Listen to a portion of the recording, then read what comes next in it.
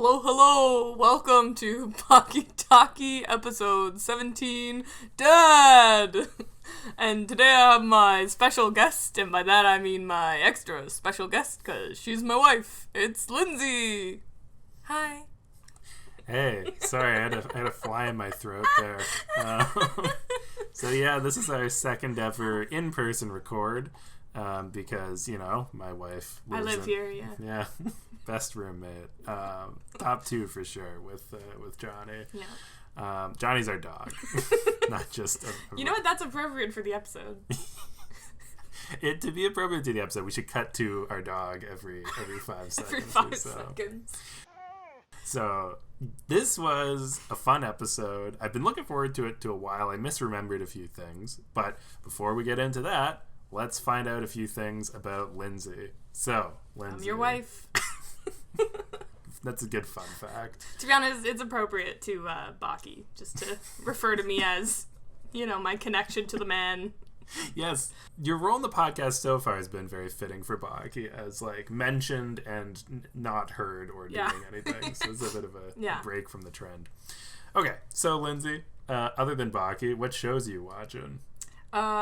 We are watching Only Murders in the Building. Great choice. Great show. I just watched the Sandman Netflix show, which was quite good. I feel like that's like my style. I'm pretty open to any TV. I think you're open to any TV, and I think you're choosing the coolest shows. What about like the Hardy Boys or that was a while Sulphur ago. Springs? Oh yeah, no, I'll watch anything. Like I'll watch like kitty stuff. I'll watch Yeah. Anime wise, we've watched. We're watching Spy Family. Oh yeah, Spy Family is very good. We also watched the one Promised Land. The first season of The Promised Neverland. Yeah, and then we watched Gurren Lagann. Oh yeah, that was good. Yeah. And then we watched One Punch Man. Yeah. We watched, I don't know. That's probably it. Oh, Haiku. Oh yeah, if that was still on Netflix, I wouldn't be doing this podcast. And so, second question: before watching this episode, what, if anything, did you know about Baki? A stupid amount, because I live with you. Yeah, I've seen a bunch of random episodes when you watch them, and with no real connections, and I've heard about it every day, basically for the last 10 years, that whenever you started watching it. Is it the last 10 years? I don't know, we've been together. I don't remember when you started watching it, but it feels like forever. The show came out in 2018. Oh, okay, so the last 4 years? The last 4 years, it felt like 10 years. So I've heard about it a lot, and I listened to every episode as you're like... Yes, Lindsay is the first person to listen to every episode, not by choice, but as a tester. Yes. So usually Lindsay finds at least one or two things to fix in every episode. So. I will say though, because of the schedule, I hadn't heard the last one. I think Jack's. So I was very confused because the last one I'd heard was Ryan's like 2 episodes ago. So yeah, but yeah, so I know a surprising amount, but spoilers, I wouldn't necessarily call myself a fan, so don't worry about that, folks. We'll get there. Okay, so this episode has a few pretty unrelated scenes going on. So we'll start with the first one. We pick up where we left off last week. So Doyle, Kosho Shinogi, and Jerry with a G, the U.S. general, are all chilling in a hotel room together. And Lindsay, tell us what happens. So, I don't remember his name, but Kung Fu Man, what was his name? Shinogi? Kosho Shinogi, I think. I'm not saying all that. Kosho. Okay. All right, so Kosho is fighting Doyle, and he's admiring all the knives throughout his body, as the show does. He has some kind of spring-loaded blades in his body, and he won't hesitate for a second to use them if I'm in range. What's he gonna use? His hand, his elbow, his foot, his knee. And then he's like standing still in like a, I don't know, martial art like move. Yeah. And then the general's just watching. Is he the same general that was with who? Yujiro? I'm so bad at names. No, my Oliva. Oh, no, I don't think Oliver's been with a general. He was with some guy came and got him from the prison. Oh, and all that's like the head of the Tokyo Police Department. Oh, all right. Well, Yeah. so this general Sonata. I have no idea where he came from is there. I'll be honest, I don't know why he's there either. Oh, cool. All right. So anyways, I guess this fight has been happening, and it looks like Doyle's about to, like, fall over dead because he just has a vacant expression and, like, blood coming out of his mouth. And then the other guy's like, I'll wait until he makes a move, and then doesn't really. I don't know. He, like, Doyle moves forward, and he's like, he's coming towards me, and I'm like, you could back up. Like, I don't.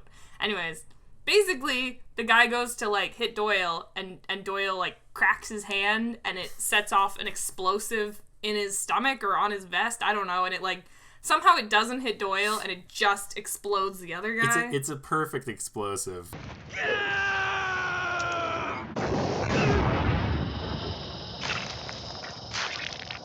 They strap to your chest, and it explodes forward, and it just sort of pushes Doyle back a little bit. I honestly thought it was like a squib. A what? Like from film? Like when you, like you have, like, squib explosives. Oh, maybe it is. And they, like, but the thing, no, it wouldn't cause that much damage. Like, the guy was smoking on the ground. We couldn't see his face. They didn't even explain if he was dead or not, as the show does. And then, like, the general and starts talking about how unfair of a fight it was because he used explosives. And then the general's like, what if we started fighting and I pulled a gun on you? My chance of victory is now increased unfairly. what if I got a gun? And then Doyle's like, Whatever. That would be fine by me. Huh? all right, do it. Come at me, bro. And then the general's like, I'm gonna use a nuke and hit you in the face. He said he wished he could use a nuke to hit him in the face. Which at the time I thought was a little over-exaggerating, but now that I know he's like a U.S. I'm like, oh shit, alright, he might. And Doyle was like, bring it on, and then the scene just ended, and I was like, okay. If I could, I'd launch a nuke at your cocky ass. And that would be fine by me, too. You'd need to make damn sure you could press the button before I'd finish you off. So just to go in on, we learn a lot about Doyle's philosophy in this episode, which I liked.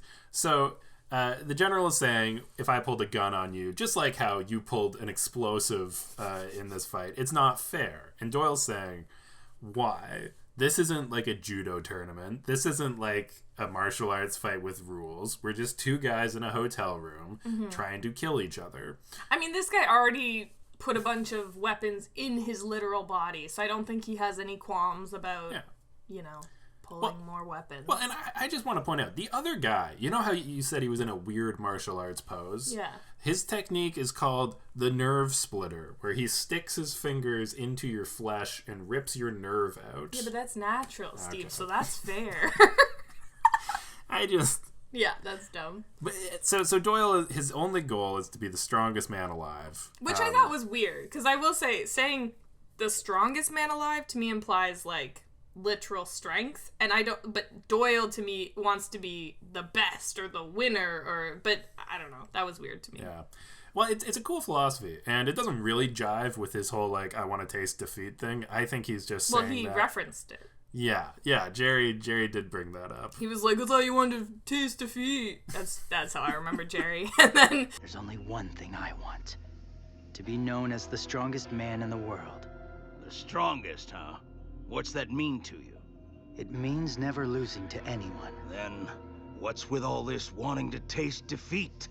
And then Doyle was like, but the best defeat is when you're on top and you're the winner, and then you're defeated, and today wasn't that day. And I was like, yeah, okay, fair.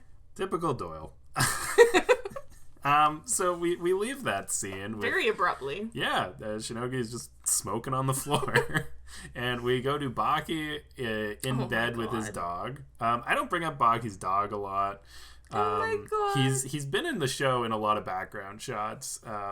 I'll put an editor Steve here once I look up what his name is.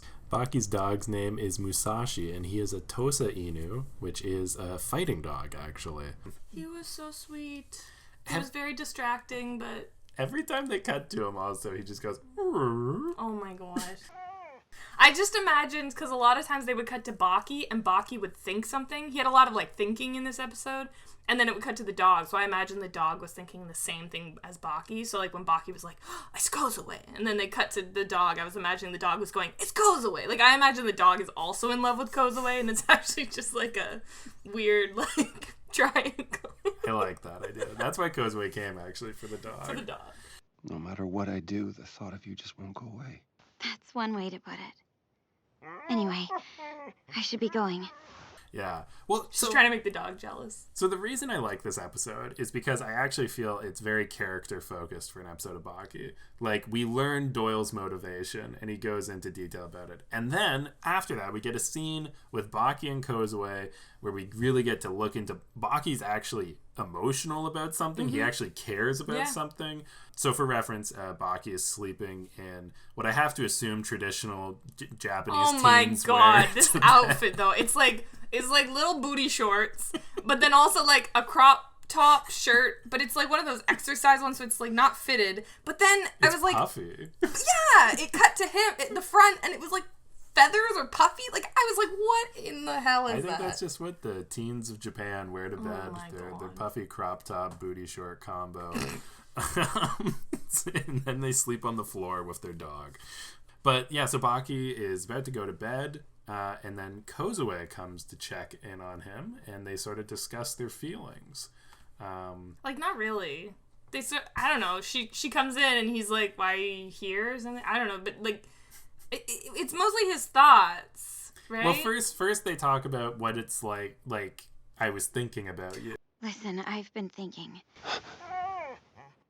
I've been thinking about you. Oh, right, yeah. They're both like, I'm always thinking about you, and even when I'm eating and sleeping and da-da, and like it's much like a toothache. Like, you can't that stop was ridiculous. Like, at first it was kind of romantic because Kozue was like, I can't stop thinking about you, and then Baki was like, you mean all the time, like every moment, and then she's like, oh, and then he's like, it's like a toothache, and she's like, oh okay, like, and then at first I thought he blew it. Because she's like, okay, well, I'm going to leave. Like, and I was like, yeah, I would too. Like, I don't like being called a toothache. It's a lot like having a toothache. No matter what I do, the thought of you just won't go away. Anyway, I should be going. But then he didn't blow it. She comes back. Yeah. Which, I don't know why she left. That was weird. I think I liked that. I think she was just, she was like trying to play it cool, be like, okay, yeah, we hit it off. I'll be back, like, playing it coy. And then she went back, and then off camera was like, it was a little bit more than coy. She showed up, didn't knock, just walked in. She dropped her clothes and just kind of got into bed with him. Okay, well, that was after she was done being coy. Oh, okay. She came in, it was a little coy, like, oh, okay, that's all I need left. And then realized, nah, I need some more. Came back, stripped down all of her clothes, climbed into bed with Baki. In case anyone was wondering, Steve is the aficionado on women's games. I run a Baki's podcast. I know women. Yeah, so yeah, that was what would you do if I bought that shirt that Baki was wearing? But if I start wearing that to bed? I mean, you do you, but I don't know. I'm not acting like Kozue. I'm not dropping my clothes and hot and heavy. No, they didn't actually. Yeah, well, they got close. So Kozue starts feeling up Baki's back, which he apparently has never felt before. Well, that was hilarious. So Baki, we're in his brain. He's like sweating profusely, and he's just like, she's undressing. Oh my god, she's naked. Okay. She's coming over here to get under the covers. Completely naked. oh my god, she's near me. She's next to me. She's... that was appropriate. If you guys didn't hear, our dog just made a noise and... He yawned. They cut to the dog in this scene too, and that's so weird. Oh, because it's... Okay, they're clearly not spending a lot of the budget on this scene. Like, there's probably 4 shots. Yeah. There's Baki's face, Kozue's face, long pan of their 2 bodies in bed, and the dog. So anyways, Baki is talking about, like, oh my gosh, she's near me. What should I do? Should I do this? Should I make a move? And then Kozue, on the other hand, is like, oh my gosh, your back is so soft. It's huge, Baki. I had no idea. Your back is so big. Baki, I didn't realize how... Well, first she goes, Baki, it's so big. And we're like, huh?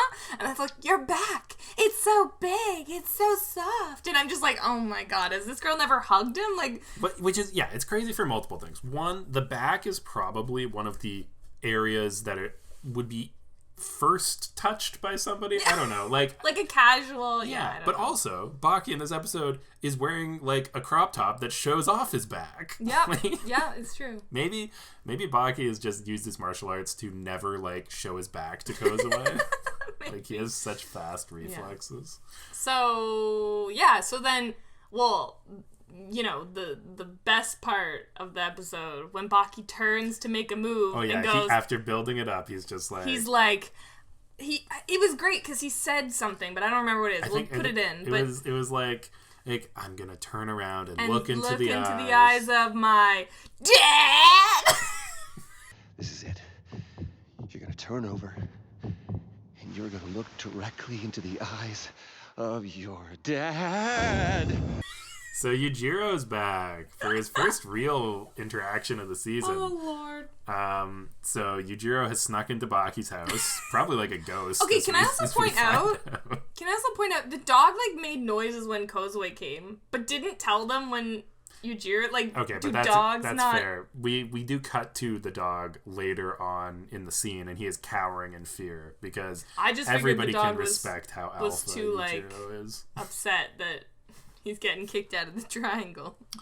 Yeah. So Yujiro shows up and talks about how Baki's getting a lot of advice from people. I honestly don't even remember who he's talking about. Okay, I was is that referring to something in the last episode, Hanayama came back and told them some weird advice. I don't know what that was about. Don't do it. Maybe Sikorsky gave some advice when he kidnapped her. I don't know. Yeah. Basically, his dad was just in Soviet Russia, man makes first move. Well, to be fair, Baki was gonna do that, so... Yeah. Sikorsky's got But Hanayama, that's the dad? Yeah. No, Yujiro's the dad. Yujiro was also thinking... Like, he was like... It was weird. He was, like, encouraging Baki to do it. But then he was also, like... Literally, he said it like that. Yeah. But then also, he was like... You're so lame, Baki. A girl sneaks into your bed and you cower in fear. And I'm like, that's not how you, like, pump someone up. Like... It's pretty sick, old man. What, you like watching your son in bed with a woman? You're pretty funny, you know that, kid? A girl sneaks into your room, comes onto you, and you tremble with fear? If that's your idea of closing the deal, I'll never be a granddad. Nah, man, it's tough love. Celibacy's for wimps. Yeah, it was so if he's ever going to be a granddad, Baki's got to step up. Well, that was weird. I'm like, are you looking to be a granddad, or are you looking to just make him stronger? Because then he goes all into, like, you got to do it to get stronger, and then do it again, and then do it before breakfast. Forget celibacy. If you want to get stronger, do it. Morning, noon, and night, do it. Before and after every meal, do it. Do it till your body aches. Do it till you can't stand up straight. Do it till you're sick of it. Then do it some more. Just do it!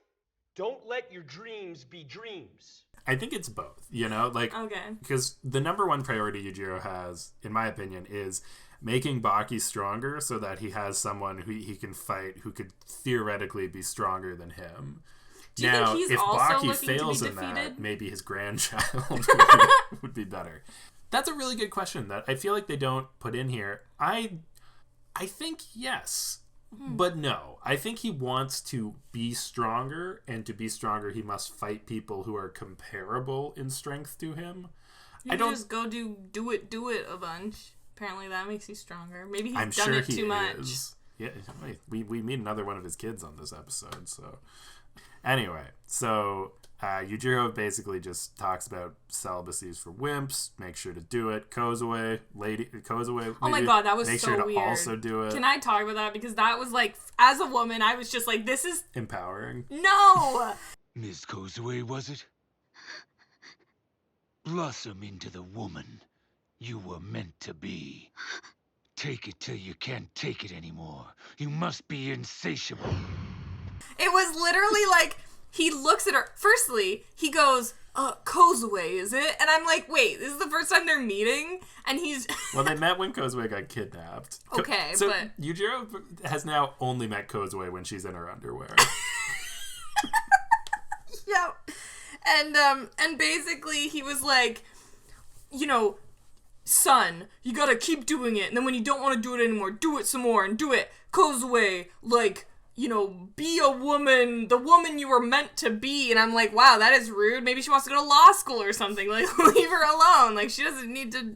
Anyways, it was very rude. And then he was like, you know, but then don't let him push you to keep doing it. Like, I was very confused, because I'm like, is he encouraging Baki to, like, rape her or something? Like, that was weird. No. Maybe. Yujiro's weird. Yujiro does have some problematic history to him that, Oh, yeah, that's true. well, it doesn't really come up in the show so far, so I'm not gonna touch on it. Yeah, so that was... yeah. Oh, and then he phases out. Oh, yeah, like a ghost.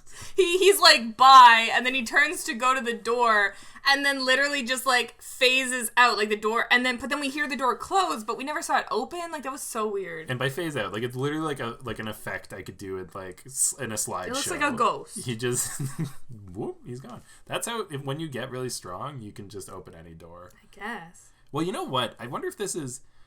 for the real Baki fans out here, there's a famous panel in the manga where he tried to open a door, and somebody on the other side of the door was stopping him from turning the doorknob. Now, it's sort of famous because that was so early in the manga that they hadn't decided that Yujiro should be stronger than everybody else in the world. And they never revealed who that person on the other side of the door was. Spoilers. It was him from the future. Well, I'm just thinking maybe after that moment he's sort of scared of doorknobs. So he phases through And doors. if you didn't know about that, then you're not a true Baki fan. Get out. Get out. Or get in the Discord in the Baki Talkie group. I'll have a real link this week. All right. So moving on to the third of 4 scenes. Yeah, the Jack stuff. Oh my goodness. That was such a tonal shift. Like, we went from, like, a fight or the end of one, which I expect, and then we went to, like, a weird, like, Baki thing, and I'm like, okay, and then we just go to Retsu eyebrows on fleek man, as I refer to him, and he's just finished his dinner, and I'm like, okay, like, at a restaurant. Yeah. And then he looks up, which I thought was hilarious, and right in front of him, and also they're the only 2 people in the restaurant, I think. They're both eating by themselves. Yeah, they're both eating by themselves. He sees the back of someone, and the waiter brings a big, like, full pig or something. Yep. He's not going to eat a whole roast pig himself, is he? Oh, it's gone. He ate the whole damn thing in 10 seconds. And then the person eats it in, like, 2 seconds, and then he, like, again, looks them up and down, and then he's like, that guy must be, like... He's huge. Gotta be 6'5"? No, 6'9", at least. Yeah, I don't know. It also was funny that he went 6'5", no, 6'9", or whatever, but then it was also, like, later on they're like... Height is a key factor in martial arts that focus on striking techniques. As such, it is unlikely that Kaio Retsu would misjudge such a crucial statistic. Height is an important thing, and he would never get it wrong. And I'm like, he was pretty wrong the first time he measured. Anyways. And then it turns out it's Jack. Who, have we met on this podcast? We've never met Jack Hanma yet. This is the first time. So, Jack Hanma is Baki's half... What? Jack Hanma what? That's a joke Samita made. Oh, okay. Anyway. Yeah. Canadian pit fighter Jack Hanma. Through extreme steroid use and an insane training regimen, Jack has developed one of the most muscular physiques in the world. So Jack Hanma is Baki's half-brother, so Yeah. Who's the dad? Yujiro? Yeah, Yujiro's the dad. My god, I can't remember his name to save my life. He's the dad of both of them. And this guy is, so we see him, he's like a mountain. Like, he is like, he's not like big like Oliva. He's more like slim and trim, but he's so tall that he's casting shadows, a little shadow on the roof of the restaurant when he stands up. Yeah. And then they just cut to, like, the backstory of Jack, I guess. And I'm like, okay. And they're at that tournament that you referred to that, like, happened before. The Maximum Tournament. Is that what it's called? I think so. That's stupid. So it's, like, anti-Baki. Yeah. It's Baki with long hair. Oh, yeah. He's talking to Jack, and he's like, Jack, don't fight in the finals. And it's definitely Baki's voice, and it looks like his face, but he's got, like, this long, luscious red hair. It looks like if Baki, just grew out his hair. When we played the audio, just remember, this is not Baki. This is a doctor. Right, sorry. I cannot believe you. Juiced up on anabolic steroids? Listen to me! If you get in the ring and fight again, you will die! Jack, please! This is, Hanma's doctor. The Hanma doctor. I don't know if it's He's just everyone's doctor. Yeah, okay. The doctor. I think it's something... I want to say Kiraha, but I think that's the wrong name. Kureha Shinogi, one of the world's top doctors and a formidable martial artist. He devastates his opponents with deadly fighting techniques based on medical knowledge. The doctor. So the doctor is like, Jack, don't do it. Your body, you've been using all these steroids. And then they cut to further back. Jack is like a skeleton man. And they're like, he's used steroids and exercise. And I'm like, so has everyone in this show. Are you trying to tell me? Nobody uses steroids. Are you trying to tell me he's the only one in this show that uses steroids? No. No, just Jack. Also, I want to point out he's Canadian. Who? So. The doctor? Jack? No, Jack. Yeah, Canadian pit fighter is how they describe him. Oh, I just figured he didn't want to run into his family, so he came to Canada. I didn't realize he was Canadian. Yeah. Well, anyways, that's cool. You know, represent. Canada. So then, so Jack. So just to be clear, in the flashback, he's not as tall, but he's still pretty buff and everything. Yeah, because of the steroids, he's no longer a skeleton man. And so his doctor's like, don't do it, Jack, you're gonna ruin your body. And then it goes to the finals where it's Jack versus Baki, and then it's the greatest battle between two brothers. Oh yeah, that's what Yujiro says. Yeah. And I'm like, okay, can't enable much. I don't think that one was much of a fight. I don't know. It just came up from what's the show? The Sandman. From Sandman, yeah. Now on Netflix. So then, anyways. Or the Bible. It's also a part of the BCU. The BCU. Oh man. So yeah. Then it cuts to like a couple things of them fighting. We really don't know what happened in the fight other than Baki won. Yeah, he used his demon back. Really? Yeah. Oh. It's never come up in the show yet, but Baki has a special muscle in his back that is a Hanma thing that makes him extra strong. But wouldn't Jack also have it? Yeah, but Jack didn't know how to use it. Anyway. Oh, all right. Well, yeah, because then Baki wins and Jack's like a skeleton again. I don't know what was happening in that scene. But anyways, Baki won it. So then I think it made Jack mad or whatever. And so now, cut back to the present, he's done bone lengthening surgeries. A procedure typically done in dwarves. Bone lengthening, a surgical procedure for patients with achondroplasia, a disorder where cartilage is unable to fully develop into bone, resulting in dwarfism. But after Jack was critically injured, the bone lengthening he requested from Dr. Kureha Shinogi bordered on absolute insanity. It consisted of 2 fractures on all 4 limbs, resulting in a total of 8 sites for lengthening. So this is a real-life procedure where you break a bone, and then as the bone heals, you like slowly stretch the bones apart and you can lengthen your bones. And it was like in children, you can get like a millimeter at a day. Yeah. But then in adults, it was like a quarter of a millimeter. Like it was like tiny amounts. So Jack, of course, willingly broke all of his arms and legs in multiple places. And then so 8 breaks, I think it was. And through that grew 8 inches. Over a year. Yeah. And it was incredible. And he lost no muscle mass, Well, even though he couldn't have moved. Yeah, like the doctor literally, this is the doctor now seeing him present day and is like, wow, it's incredible. No one has ever done that. No one can take that pain and blah, blah, blah. And the fact that you've kept your regiment. I'm like, there is no way you've broken all your bones that much. You know what the secret is to growing your bones really fast? Are you about to tell me that's why you're tall? No. I'm going to say the secret that Jack was able... By the way, listeners, I am very tall. The secret that Jack was able to grow his bones back so fast is because he can seemingly eat bones. Oh, yeah, that was so gross. As the waiter says... See that?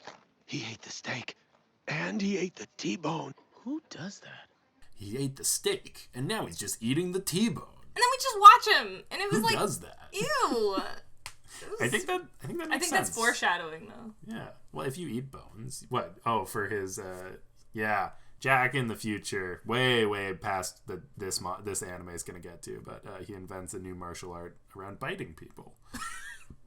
Which I think is actually a really great idea.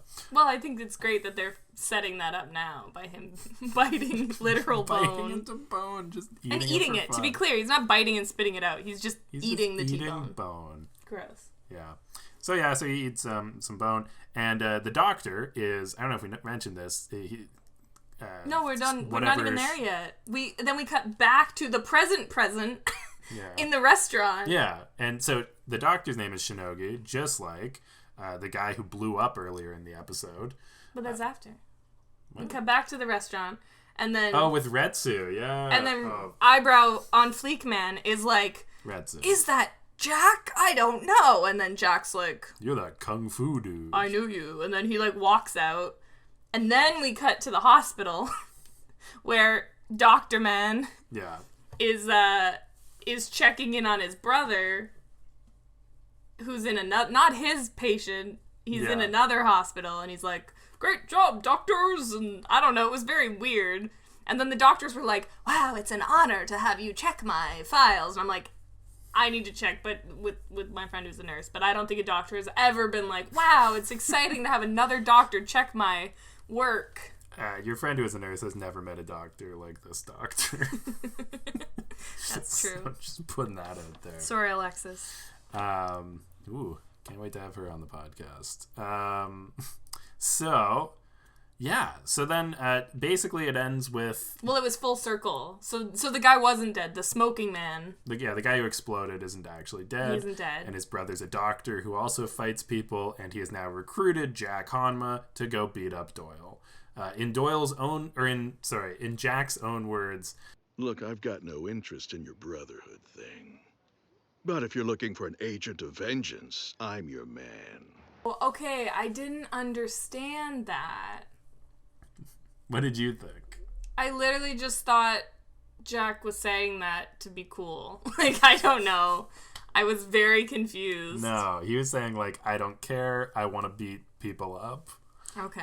So, yeah. So then after all that, we cut back to On Fleek Eyebrow Man. And he's shopping. He just went to the bookstore. Good for him.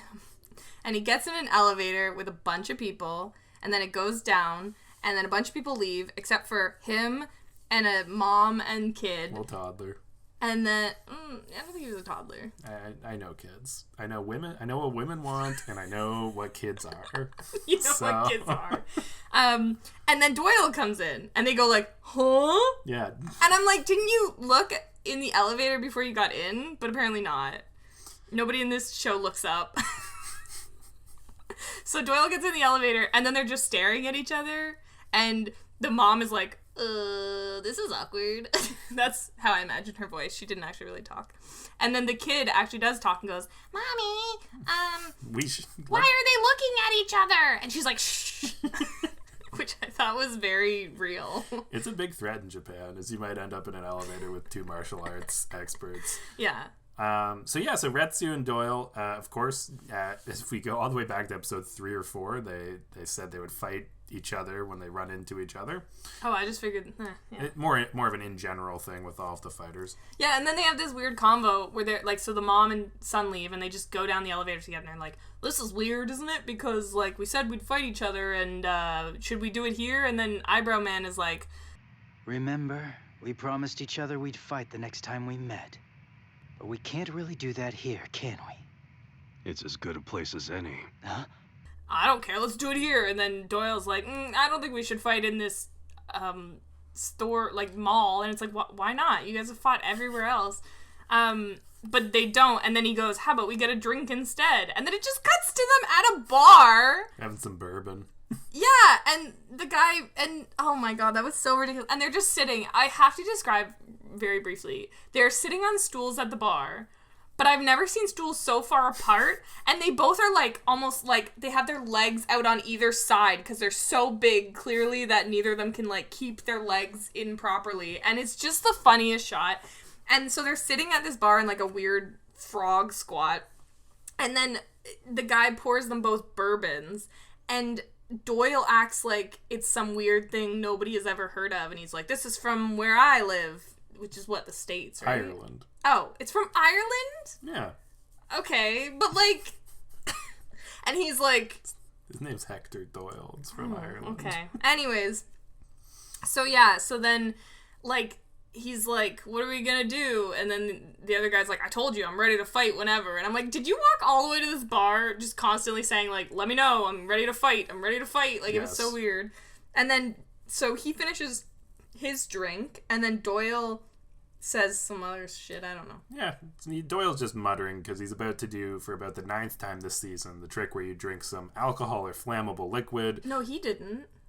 Did he? Doyle? Yeah. Oh. He tried to, and it didn't go well. Well, okay. Sorry, just to finish the thought, where you drink flammable liquid and then go, whoosh, and blow it on something. Yeah, so then Doyle finished his drink, so they both finished their drinks, and he picked up one of those little tiny tea candle things on the bar, and he went to, like, blow it, yep. But then the other guy...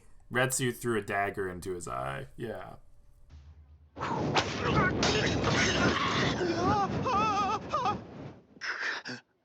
Oh, okay. But the fire, for some reason, still didn't hit. Yeah, I think what happened was he just ended up not having much intention. Like, I think he just blew into, like, almost like he spit it out instead of doing a cool martial arts blow. Yeah, he threw a dagger into Doyle's eye, and he's like, huh? And I'm like, I would react a little more if someone threw a dagger into me, never mind in my eye. Yeah. And then it goes, ba ba da da da da da da, and the end credits. Yeah, literally. It ended again in the middle of one of Doyle's fights, so... Doyle's fights don't work for pacing. Yeah. I think that was it. Yeah. And then there was the end credits. And man, you have not described them very well. So here's the thing. I should have talked about it in Ryan's episode, and I actually do talk about it in Jack's episode. Okay, but you need my take. Yes, but it wasn't in Naomi's episode, weirdly. It was just that, but no people were in it. Oh, okay. So the music is very, like, upbeat, and then... But what was crazy is that there's just, like, a ton of people, and it looks like they're on a conveyor belt. And, like, literally starting from, like, episode 1 of this, where there was, like, the bullies. Like, and I was like... And it's not any of the main characters. It's all, like, background people. And so at first I was like, is this some sort of, like... in memorial? Like, I couldn't remember if they'd all died or something. But then after, literally this goes on for like 2 minutes. So like, after 30 seconds, I was like, I honestly feel like I'm in one of those dating simulators where they're like, pick your boyfriend, but it's like just constant, and like they've all got the craziest expressions. I don't know, it was so weird. Yeah, I honestly love it the more I watch it. It's basically every character that the animators had to design who doesn't really do much. They basically just take them and threw them in the... Anyways, yeah. So, yeah. Yeah. Oh, man. What a great episode. Yeah. Do we miss anything? No. I was gonna talk more about Doyle, but I might save that for later. I've had thoughts of, like, if Doyle was an attempt for a mangaka from the 90s to write a queer-coded character. Why? Well, first of all, he dresses up as a woman and attacks he does people. He had a great line where he was just like, "You wouldn't be the first man to tie me down," or something like that. But I think that was a joke because he was dressed as a woman. He takes Retsu to the bar. It really did feel like a date for a couple moments there. Like there's nothing. It's very much reading the subtext. But I don't know. It made me. It's something I'll come back to as the season goes on. Because there's little moments. But anyway, just planting that seed. Anyway. So Lindsay, you've watched multiple episodes of Baki now. But after watching this one, a great one, do you think that Baki is a good show? No, I don't think it's a good show. And honestly, until you started the podcast, I was always embarrassed every time you would bring it up and try to get other people to watch it because it was that annoying of a show. But I will say I've had a lot of fun listening to the podcast. And, it's nice when it's not me being forced into watching all these episodes and I can hear other people's thoughts. So I give it like a 2 out of 10. 5. Oh, out of 10. I see. Like, I would have given it a 1 or less before, but your podcast has upped that to a 2. Good job. Thanks. The podcast, I give like an 8 or 9. Wow, an 8 or 9. What would you give Home Away from Dome? I mean, I edited it all, so 10 out of 10. Okay. Feel free to find that still on Apple Podcasts before I stop paying the hosting fees. All right. Well, thank you for coming all the way upstairs to record this. This has been another fun episode. If you enjoyed it, make sure to leave a like on some platform that allows that, or just subscribe to listen to more.